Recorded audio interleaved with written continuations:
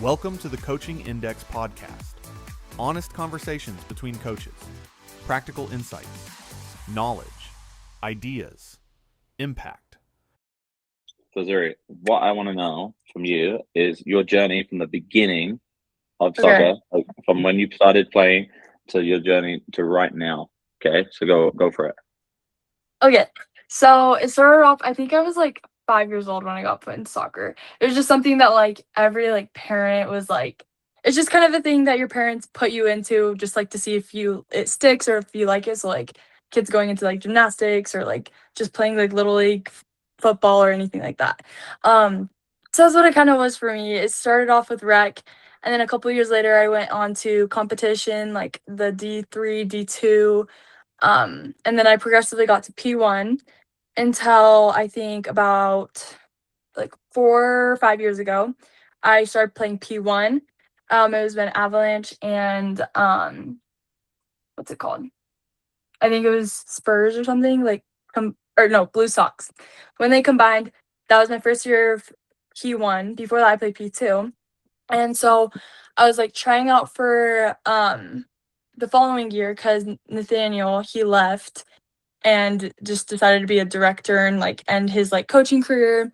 And so everyone was like all shooken up. And then that's kind of like where it like started for me, like to get really serious because then I went back and stayed at Avalanche, tried out for the P1 team because we got obviously the new coach. And after tryouts, like you know how like they wait and like you usually get a phone call within the day or 2 days or whatever, they give you a time. So we were just kind of like, we haven't got a call yet, which is weird because I was gonna be on the team no matter what. And so it was like we were kind of expecting the call because we've like talked to the coach already, the directors, everything. Like I already have a spot on the team. Didn't get the call and we were like, hey, what's happening? So my mom, she ends up calling one of the directors and just something happened with I got booted out of the system and it said I committed to a different club, which Avalanche is like I usually only try out for one club. Like that was the one club I tried out for, one team I tried out for, everything. So somehow I got booted out the system and everything. And so we were like kind of frantic. I remember it was literally like one night we were just so frantic because like at that time it was like late, like all the tryouts had pretty much already been done. We're like talking to all coaches and everything and like just trying to figure out if like I'm able to try out for another team or if I have to wait until next year to play that following year to play soccer. And so we're just waiting and waiting, and then we I remember my mom getting hold of Ben Blakely, who was one of the coaches at Celtic. And Ben Blakely, we knew each other because I used to play boys soccer for his team. So I would play with my girls team, and then I played boys soccer for on the field and goalkeeper for them. And so that was like a 2-year thing. So we got really close and then got back in contact when I needed to find a team to play for. And so with that, we were able to get me on the last day of tryouts. We were able to talk to the coach for the 2010 GA girls team. And eventually I got to the tryouts the following day, did it. I had a broken finger at the time. It was like a 4-month broken finger. Just I was at it for soccer over and over and over again. Like didn't have time to go to the doctors. Like I was taping it with like 4 or 5 pieces of tape over and over again, just going through all the tournaments and like tryouts and everything. So I tried out with a broken finger, and then I got on the team. And that was kind of like that was my first traveling team ever, and I'm still with them. And so with that, it was just like such a big new thing for me. And I was like, okay, like this is like where it all starts. Like I've worked up for this, like just knowing I'm gonna do my best at everything I can. And so following that, a couple weeks later, we ended up going to the doctors, and I found out I had to get surgery on my finger because the bone was completely disconnected. And so I got 3 pins through my finger, and I had to sit out from playing in goal for 3 months. And they told me that I wasn't supposed to do any like physical running or any like contact activity for a month. And then obviously the contact until I got the pins and needles out. And obviously knowing me as an athlete, I kind of break rules with doctors. I'm always playing through injuries and stuff. So I ended up being a field player for 3 months. And I remember like the first tournament, like from being a goal, played Hart's team. And that was our first interaction of playing. And then we met back at high school, which was so fun. But so for 3 months, couldn't play my position, felt like, and it was like a really hard time for me. Obviously it's not like an ACL injury where it's like such a huge impactful thing, but for me it really was, because like that was my position and something that I felt the most comfortable in. And so with that, it was like definitely a thing that I like had to like trust was a process and that it would like get over with. But after that, I ended up getting with my team, and there was a time period where we'd train so much, train so hard. We wouldn't really get water breaks because we wanted to win playoffs, or go to playoffs at least. I remember there was games where we had to win like 5 games in a row, and we ended up winning those 5 games in a row with like overtime PKs, or literally like last minute PKs against me, and we ended up qualifying for playoffs. And then after that, that's when we realized like, well, like colleges like come to these things. We obviously were like, that was like our second year for 11v11, so we weren't like super big with colleges. Like we'd have a couple come, but it wasn't like our recruiting year. And so that like made my team like push really hard for it. And so ended up being 1 goal off from either scoring or denying going to nationals. And so after that, kept playing, and then that was my first year for high school season.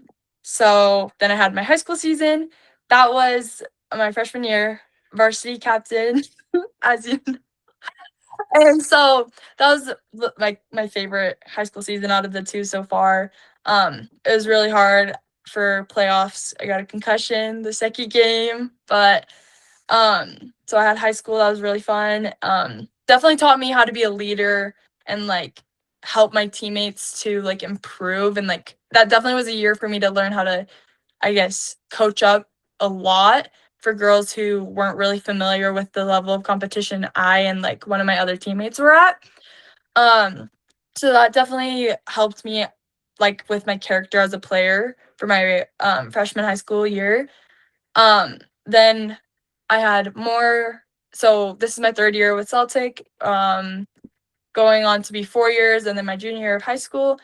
And this last year with like the whole committing process, I really questioned that I was going to go to a D1 school, let alone like a good one.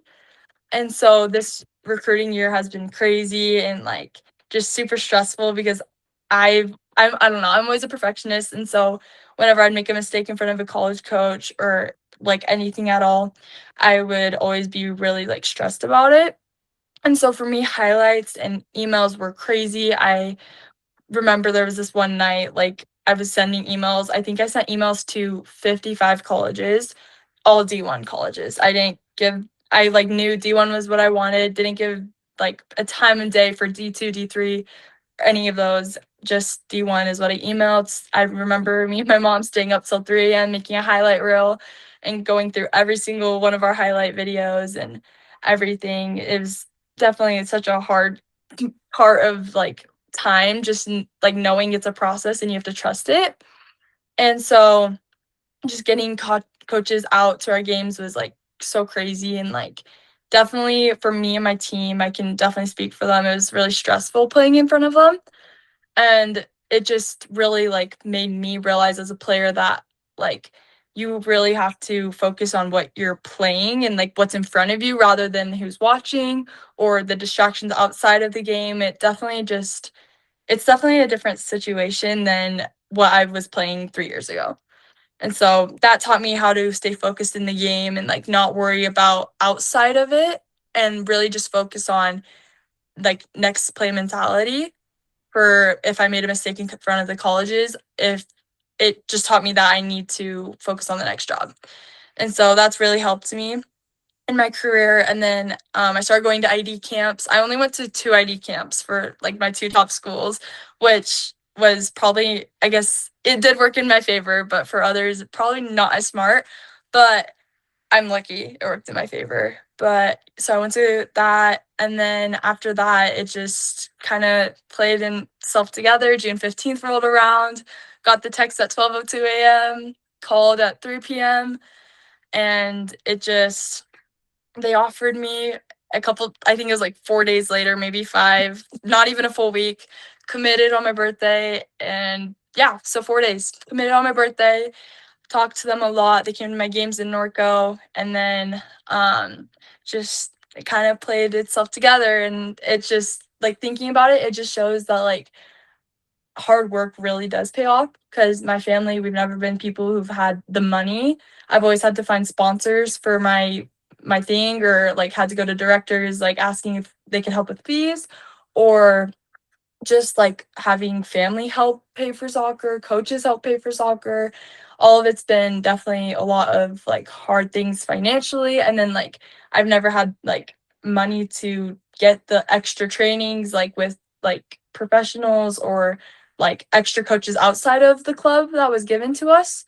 Um so it's just a really huge blessing and thing that like it shows like if you want it, like you can get it. So that's kind of my career for now. I love it. All the questions I was going to ask you about your journey, you answered every single one of them. The one thing that I want to jump on real quick is because a lot of people listening to this won't understand obviously the recruiting process, but why did you pick BYU? Because a lot of people outside of Utah that will listen to this probably don't know, or don't, if ones that don't watch women's soccer don't have a clue about how good BYU are, how great the program is. Why did that stand out to you, and why did you commit to BYU? So for me, ever since I was a little girl, like started soccer, realized like colleges like had soccer, women's soccer was a thing, like a huge thing to some people. It's always been my dream to go there until a couple of years. I heard people starting to like hate BYU and like just like kind of hate what they are. And I guess because it's like an LDS school and a very like religious school, it kind of made me drift away from it, just hearing that people didn't like just because of a religion or just who they were so much. It kind of made me distance from it, but it made me realize like through this process, like I do still care about it, like that little girl is still inside of me. But I remember like I think like 8 years old, like I was going to games. Like I remember being a ball girl for one when I think her name's Cameron was the goalkeeper. But I remember going to games, sitting behind the goal, like just like so excited for one day, hoping to be that goalkeeper, playing in the games and coming up in big moments and just playing for the Cougars. And it's always been a dream of mine ever since I was a little girl. No matter how much I tried to hide it or ignore it, it's always been there. And so that's definitely something that like was so big to me. It's not just something that because it's a Big 12 school or a high D1 college with great education, like it's because that has been my dream ever since I was a little girl, and something that I've worked for so long.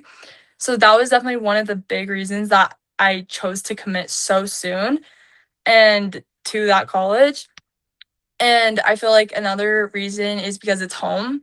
Like it's what I've grown up around. It's the coaches I've grown up around. It's like seeing the development that the program has started from when I was born, or I guess from when I started my little soccer career to now. It's changed and it's grown and like progressed so much. And so for me, it's definitely been something that it's just home. It's home to me. It's what I've seen. It's what I remember even being like, I think I was like 10 years old doing the little 3-day camps where you go at 8 a.m., come home at like 3 p.m., like just being there all day playing soccer with the team. And it's close. Like my family can still come support. I can keep like being a senior and being with the team and everything. Like I don't have to lose like a part of my life for like 5 years and also miss out on that opportunity. So that was a huge thing for me. So I would say those are the two main things that made me choose BYU. And yeah, that's what I think. So I've obviously have a different perspective because I've seen you play. I've seen you kind of grow up a little bit into your role. But what would you, if a player's listening here and they see the podcast and you listen to Zuri Gray, what is one thing advice would you give that player on how to separate themselves from someone else? Because I've seen the videos of you in your backyard freaking kicking a ball against the wall. Like you said, you didn't have the resources to do the extra training and stuff. And you said about not having drink breaks because you wanted to keep going and win and win and win. What's a piece of advice would maybe you give to younger Zuri to be like, hey, you're going to make it, but this is what you're going to have to do? I would say, I feel like I have two things. I would say no excuses, because I remember there was like a solid time in my life where like it just felt like everything was falling apart, and like I would, like, with school, home, like myself, my health, mental health, everything just felt like my life was falling apart, and I feel like I always had an excuse of wanting to go train, but also feeling like, no, I need to give myself a break. And like there's a difference between burnout and excuses, and I really do think those were excuses rather than burnout. And so for sure, I think it'd be no excuses. And then I would say be unique. Be the weird player. Be the player that you want to be rather than having a role model. One question that the BYU coaches asked me when I was on Zoom with them was like, do you have a role model? Like, who do you like look up to? Like, do you have any goalkeepers or like professional players you look up to? And I said my answer was no, I don't have a role player because I don't want to be anyone else. I want to be Zuri Gray. That's my role model, Zuri Gray.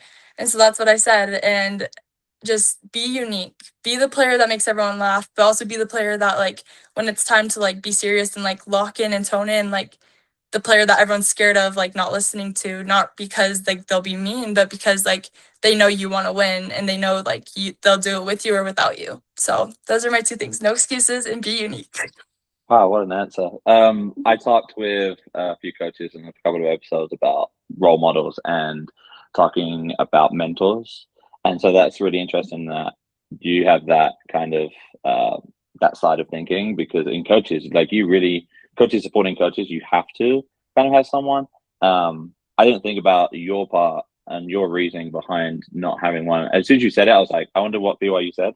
And then when you said it, you gave me like goosebumps, thinking like, oh my gosh, yeah, like that's really, really cool. So going on to the coaches part of this, because there'll be a lot of coaches listening. What are some things that coaches have done that stood out to you that have helped you along the way? Obviously, coaching is a lot different. You have some coaches that hurt, help, whatever that looks like. But what are some things that coaches have done to help you maybe reach the level you're at today? For me, support has been such a huge thing. Like with high school, like you were really supportive when I was having a rocky time, like, but also knowing the difference between support and like pushing, and when like the ratio is to do that, like pushing me for school and pushing me with being on time and like everything like that, while having the support of like knowing and understanding like there's things happening outside of soccer, and I'm not always going to be perfect. So I feel like support has always been such a big thing. And like um, another huge thing for me has been when coaches aren't, because I've had a coach, just actually I'm not gonna say when, but I had a coach, and as soon as I made a mistake, he'd shut it down, or he'd immediately get on top of it and be like, hey, like you need to do this differently, or like, Zuri, what are we doing? Or like all these things. And it's just obviously like, and he's done it to my teammates too. And like watch my players mid game, like in front of me, like put their head down, or like not being able to focus on the next play because they're focusing on what the coach just said to them, and making them feel more bad about the mistake when we already know we made the mistake. So for me, just like, but then I've also had coaches where they are like, they know I made the mistake, they're uplifting me, and then after the game or after the session, they're like, hey, like, what do we think about this mistake? Or like, what do you think happened here? Just to like see if I know about the mistake that I made. And like every single time it was like, yeah, like that was my mistake, I should have done this and that. And they're like, okay, thank you for checking in. Like that's just like, I feel like for me as a player, that's something that I value so much, because I already know I made a mistake. I'm a perfectionist. That's like a goalkeeper's mindset. You have to be perfect all the time. And for me, that it's just knowing that they're not going to get mad at me after I made the mistake, because I already know I made it, just means so much. And knowing that they're still going to come and check in on me and see if I know, that just means a lot, rather than yelling at me in the moment and then me overthinking about it the whole time, and like thinking like, oh well, I can't make this again, or else he's going to be even more mad, or just focusing on that rather than focusing on the next play, or the next counterattack or attack for us. So those are some things that have helped me so much. But also being like someone who sometimes they kind of got to be mean. Like coaches, they're not there to be your friend. They're not there to be your family. Like they're there to make you better and to make you guys win. And so just having that equal balance of knowing like you're not just a friend, but also you're not just like the mean person that like feels like no one can come talk to you when there's a problem. So that's definitely my things that coaches have helped me with, but also like I wish some coaches did different. What about when you were younger? So obviously you hit a point where I think you talked about it when you joined a team. You're like, hey, I want to get really serious about this. What about if you can think about something maybe a younger Zuri, just starting soccer, something you because you mentioned some great coaches along the way, and so like younger Zuri is getting into soccer or she's playing. Is there anything that you remember specifically doing at maybe that 6, 7, 8 year old age that those coaches did to help you? So to help me, I feel like they would do things like it was okay to have fun, but it was like sometimes it got out of line where it was like we're losing games and like we're mad and everything, and he's like trying to make us happy, like, well, did you guys have fun? Like that's all that matters. Like, and at that point it's competition. Like you're there to win. Like you're not going to come there to just like lollygag and like have fun and like lose 10-0. Like you're there to win at the end of the day. And so I think what they did to help me was definitely find the love in the sport. But something that I think was hard is they would help me find the love for the sport. But I think really at the young age, they caused me to have that mindset or perfectionist mindset. Because if we like, again, like if we lost and there was mistakes, but they weren't being seen, then it's like, kind of you take responsibility in that and feel like you have to be perfect in order to win. And I feel like just they did help me fall in love with the sport. But I think instead of saying like if you had fun then you won, I think that's something that needs to not be said because at the end of the day, winning is funner than losing and having fun because you're winning and having fun with both. So yeah. I love that. I love that. I think it shows that people will hear how like competitive you are, and I think the mindset of a player. I think players listening to this will be like, "Dang, I want that mindset."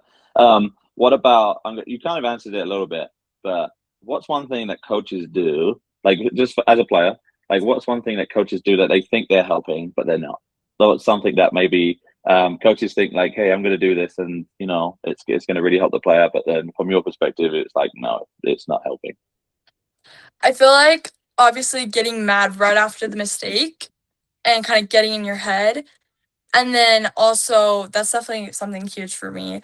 And then I would say, like, just saying that, like, you're, like, if you're having fun, you're winning. That's like my biggest thing that, because I'm such a competitive person. Everyone that knows me knows I'm competitive in anything I do, whether it's a board game or soccer, like, literally all across the board. I'm so competitive. And the only way I'm having fun is if I'm winning. That's the only way I'll have fun. And so, which is probably sounds kind of bad, but like I don't really know any successful athletes who have fun and lose. So just having fun and like as long as you're having fun, like and telling me that, it's like, well, no, because like it feels like you're ignoring my mistakes, you're ignoring my growth. Like just because we lost and I had fun, like that just means you're just caring about my fun rather than my growth and development as a player. And at the end of the day, like sometimes as a coach, you have to be stern. You have to be like, well, like some of my coaches have like made sure we don't eat certain things and like make sure we're in bed at this certain time. And like that just shows like he cares like for my growth and he cares that I'm like not injuring myself or setting myself up for failure pretty much. Where if I were to just be out partying or like having fun all night and just like waking up the next day having zero sleep and all these things, and he's like, oh well, you had fun last night and you're gonna have fun during the game, like it's okay if we lose. Like, and then it's like, it just feels like you don't really care about my growth or development as a player. And so that's definitely something for me. I'm going to switch gears to your parents because your parents are amazing. They've been there every step of your journey. Um, what is one thing that your parents did amazing to help you throughout your journey as from little kid to now?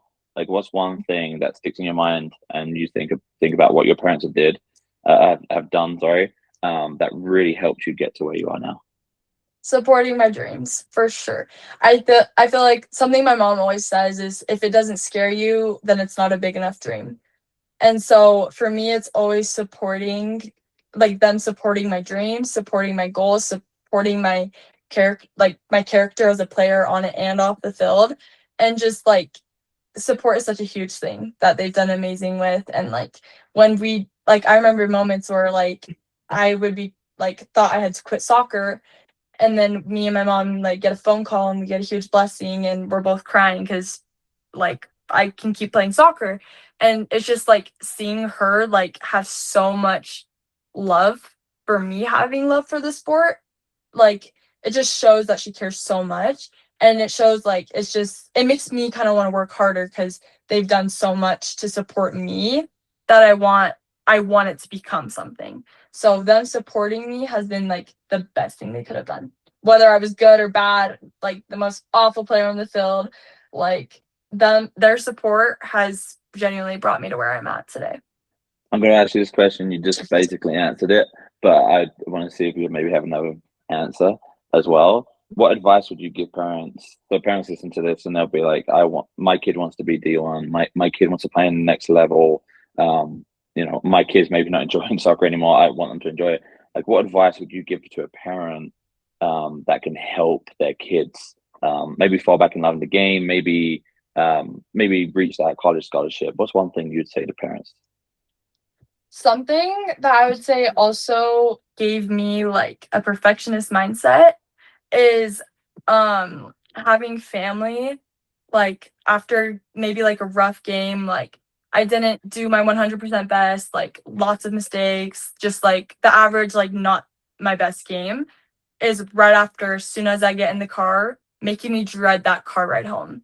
And just hearing like the things that like I did wrong constantly, and just like what I should have done better, or what my team should have done better, or just like hearing that like burden of like messing up so much in a game. I just feel like that really like tested me for how much I love the sport and how like confident I was as a player. And so I would say, like, make the car ride home, as long like whether you win, whether you lose, make it uplifting. Don't coach down your own kid. You don't most more times than not, you don't know how to play the sport properly compared to a coach. So for me, it's don't coach your kid in the car. Like, even I know so many coaches who have said ignore your parents if they're telling you something, because coaches know too. They know so well that your parents probably don't know how it is and don't know your plays. They don't know how coach wants you to do it. They don't know how you're supposed to play and anything. So I'd say to all parents, just make sure you're making that car ride home like supportive, loving, and just don't focus so much on the bad rather than the good that they did. So I love that. That's amazing. We on the coaching courses I teach, we talk about that all the time. We say you ask two questions on the way home, or you say two things on the way home.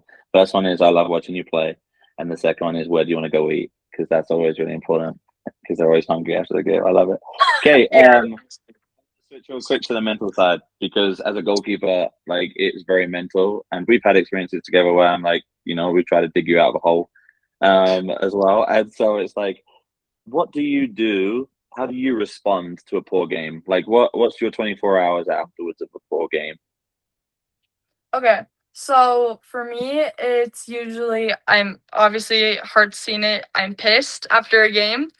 I remember my freshman year, if I did like awful or we lost, I felt like it was my fault, and I would be hysterically bawling my eyes out because I felt like I failed. But I've like gotten tougher on that part, and you just can tell like in my face, in my body, like body language, everything. I'm pissed. I don't want to talk to anyone. Usually, almost every single time, my headphones immediately go on after coach is done talking. Headphones are going on. I'm usually listening just to my music, kind of like the heart-wrenching music, where it's like not exactly like the breakup music, but it's just like the deep music. So I'm always listening to that. And for me, I try my best to, on the whole car ride home, I can feel my emotions. I can have those feelings. But as soon as I step foot out of that car, off the bus, off anything, then I try and switch my mentality immediately, because it's over with, it's done, you have to move on. You're going to play multiple more games, and it's just my time to kind of just like reset. Usually I'll like take a warm shower after and just kind of like breathe, listen to good music, the like music that's like fun and happy, and then I'll eat a really big meal because I'm starving. I'm always eating. So that's after that. And then usually I just kind of go on with my day and do my best to do what I can to just move on from the game. And then a couple hours later, I'll go look back on the game, and I'll kind of just like self critique, and just like go through the game, look at the things I did bad, look at the things I could have worked on, look at some goals I want for next game, and just kind of self evaluate. And then I just kind of move on. I think players are really struggling with that moving on, and they hold on to that grudge. And I think it's definitely you link two together. Is that the parents are sometimes the problem in that car ride? Is that you're trying to let go of it, right? So he's in the car with the headphones on, and then all of a sudden parents are like, "Hey, you should have done this. You should have done this. Why did you do this?" I think that's critical. What's your pre-game routine? So getting the best mental mindset for like I said, as a goalkeeper, that's tough. Not many people will know what things we go through. So what do you do before a game? Before a game, so for me, like my pre-game is so big for me, like massive. Um, so I always like I'm listening to like my favorite music when I'm getting ready. I always do my hair with some sort of braid or a bubble braid, just something cute. Because for me, like my like number one thing is like my teammates will always ask me, like especially on club, is like, why do you do your makeup before a game? Like you're just gonna sweat it off and like all these things. For me, it's look good, feel good, play good, and that's just something that's so like it's always stuck with me because like if I look good, then I'm confident. I'm like gonna step out on the field, like feeling like I'm on top of the world, like all these things. So I always make sure I like am looking good, or like I just feel ready. And then almost like every game I have an energy drink. I have an energy drink before my game. And then what I've done previously is like a banana, honey, and peanut butter, or I'll get like a honey stinger. Honey stinger is like my like club team's favorite thing. We're obsessed with them. So I'll always have something before my game, and then I always pull up to the field, and I always have my headphones on. If I don't drive there with the music, which sometimes I do, sometimes I don't, I'll have my headphones in. I'm listening to my pregame stuff, all this stuff. I'll get to the field, I'll put all my stuff on, and then I usually go and juggle, just with myself to like start mentally like toning in. So I'll usually juggle by myself, or I'll juggle with my teammate, or I'll pass. It's just kind of just to start dialing in. And then before we start warm-ups, I'll take my headphones off, and just, yeah, that's kind of my pregame thing. I'll make sure not to be too worried about like obviously making mistakes in my warm-up, because I'm obviously warming up. And so then after that, it's just kind of focusing on making sure I'm ready, and just kind of trying to hype up my team, giving them like coaching up everything, and giving them like good direction, and just making sure that not only myself but my team's mentally prepared. I love it. I love it. What's one lesson that you've learned from soccer that is now like taught you about a life lesson? So something you didn't really expect, maybe something you've done throughout your whole career, or something that a coach or soccer has taught you. What kind of life lesson would that be? I would say I feel like life is about being up and down. Like there's downhills, there's uphills, there's straight like paths. Like I would say soccer with my career, it has been so up and down all around, like everywhere. There's moments like I felt like quitting. There's moments that I just felt like the best player in the world. Like just all over the place, and that's genuinely what life is, I've like realized. And through that like through my sport, I realized like to be successful, it's not always going to be up. Like there's going to be big divots, there's going to be big highs, there's going to be lows. It's just life.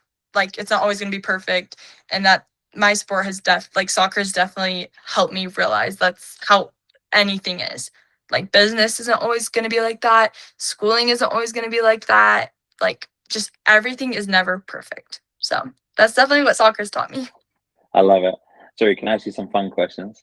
Get some on the spot answers. You ready? Yeah. Okay. What's one favorite exercise or practice the coach has done, or like a drill? What's your favorite drill the coach has done before? Okay, for me, it's like small-sided games that we always do in high school because it gives me a chance to like get out of the goal and just kind of just like touch the ball with my feet for a while and like have fun. And like high school is definitely one of those things where it's always so fun because all the girls are like competitive. I remember my sophomore year, so like last season was so competitive. We'd be calling each other like funny things and like just like our team things, doing funny celebrations and like just like being so competitive while having fun. So I would say small-sided for me as a goalkeeper is such a fun thing for me. Oh, I love it. Best advice you've ever received? Best what? Advice you've ever received? Oh, I think the best advice, like so simple, but who cares? I feel like some like things that like coaches have said to me is like just you're gonna make mistakes, you're gonna do all these things, you're going to have your best games, your lowest games, but who cares? Move on, play the game, play your position, play how you know how to play, because at the end of the day, who cares about your mistakes? Just move on. You're the only one that cares. Everyone forgets when you're playing in a game, like most, like 5 times out of, probably like 9 times out of 10, like you're going to make a mistake and people move on. You lose the ball over and over again in a game, like who cares? Everyone's not even focused on the mistake. Everyone's focused on getting back and defending the goal. So for me, it's like just who cares? That's my best advice, I would say. Awesome. Okay, last question for you. One word that describes your game. What would you say? What would be the word? Oh. One word that describes like my game, like the sport, or okay, for me, I'd say We're watching Zuri Gray, and you're on the field, you're playing, you're performing. So, what's one word you'd want people to say when they watch you? How about that? I'd say, well, that is so hard. Probably